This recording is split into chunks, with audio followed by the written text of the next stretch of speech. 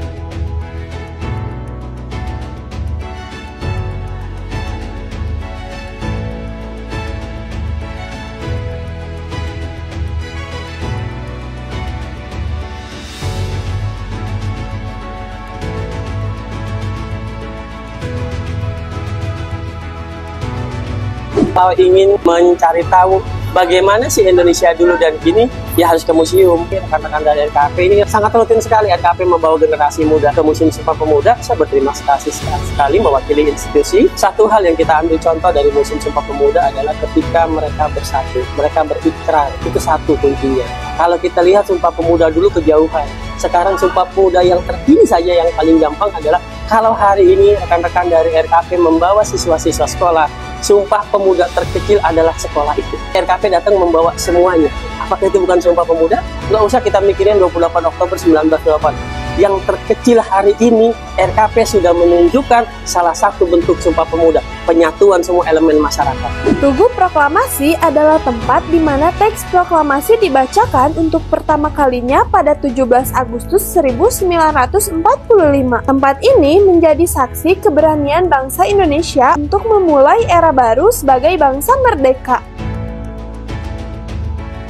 Di pusat Jakarta, Gereja Katedral dan Masjid Istiqlal berdiri berdampingan sebagai simbol toleransi. Harmoni yang terjaga di tempat ini mencerminkan nilai-nilai Pancasila yang mendasari kehidupan berbangsa. Napaktilas Kebangsaan ini adalah perjalanan yang penuh makna. Bung Karno pernah mengingatkan jangan sekali-kali melupakan sejarah, karena dari sanalah kita belajar membangun jiwa bangsa. Keluar dari kemerosotan kolonial, nation and character building menjadi fondasi utama sebelum ekonomi dan pertahanan. Dengan memahami sejarah, budaya, dan karakter, kita menciptakan masa depan Indonesia yang lebih kokoh dan bermakna. Merdeka!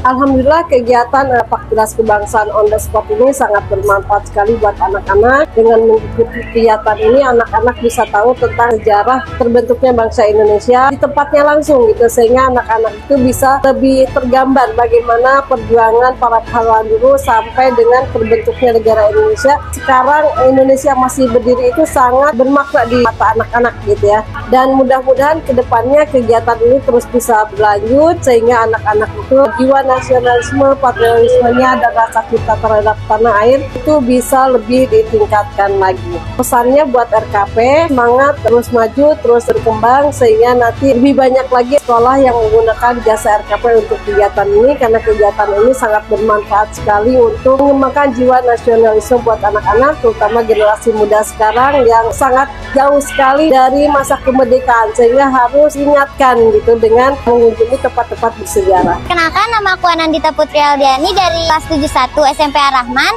Pesan aku ketika selesai kegiatan Napaktilas itu pertama, kita jadi banyak tahu soal sejarah Indonesia, apalagi kisah 17 tahun keramatnya bangsa Indonesia, yaitu dari mulai Dinan Bung Tomo sampai organisasi-organisasi lainnya berjejaran itu.